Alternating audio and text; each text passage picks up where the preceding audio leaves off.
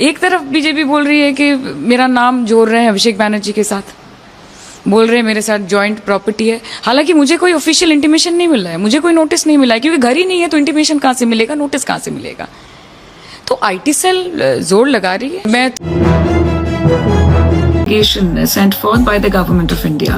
I take this opportunity to thank him and congratulate him from the bottom of my heart, because through his cramped up and compact schedule, I absolutely congratulate him and I thank him, and it makes us immensely proud. Sayani ঘোষের আয়োজন করা মধুচক্রে নিয়মিত যাতায়াত করতেন দলের সাধারণ সম্পাদক অভিষেক বন্দ্যোপাধ্যায়। শুধু মধুচক্রে তাদের আর হচ্ছিল না, এরপর যৌথভাবে ফ্ল্যাট কেনেন অভিষেক সায়নী জুটি। সেখানে কি সব কাজ করতেন তারা, সবটা ফাঁস করব আজকের ভিডিওতে, তাই পুরো ভিডিও জুড়ে সাথেই থাকুন। अभिषेक जी ने कहा कि चमड़ी मोटी कर लो, बहुत कुछ सुनने में आएगा, politicians should have a thick skin. মমতার তৃণমূলের শোচনীয়ভাবে পরাজয়ের পর ব্যাকফুটে তৃণমূল, প্রচণ্ড মার খেয়েছেন ভাইপো অভিষেক।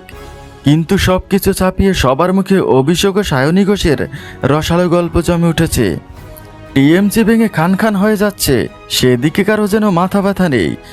সায়নী অভিষেকের রসায়নে উত্তাল পাড়ার চায়ের দোকান থেকে মেট্রো স্টেশন। বিশ্বস্ত সূত্রে জানা যায়, মধুচক্রে মন না ভরায় সায়নীকে নিজের কাছে রাখার প্রস্তাব দেন অভিষেক। সায়নী তাতে সম্মতি দিলেও নিজের আলাদা একটা বাসা করে দেবার শর্ত দেন অভিষেক বন্দ্যোপাধ্যায়কে। সায়নীর কথা রাখতেই যৌথ মালিকানায় ফ্ল্যাট কেনেন অভিষেক। তখন কে জানতো টিএমসির এভাবে পতন হবে, আর এই ফ্ল্যাটেই অভিষেকের গলার কাটা হবে। কিন্তু আজ হয়েছে তাই, যা কেউ কোনোদিন আশা করেনি। শোনা যাচ্ছে বছরখানেক আগেই এই ফ্ল্যাটেই অভিষেকের সাথে সায়নীর বিয়ে হয়েছে। সায়নী নাকি এখন 6 মাসের অন্তঃসত্ত্বা, তবে এর সত্যতা যাচাই করা সম্ভব হয়নি।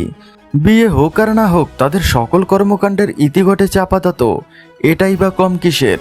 তবে ঘটনার ইতি ঘটার পূর্বে তারা যে রসালো কেমিস্ট্রির জন্ম দিয়েছেন তা আজ সবার মুখে মুখে ছড়িয়ে পড়েছে।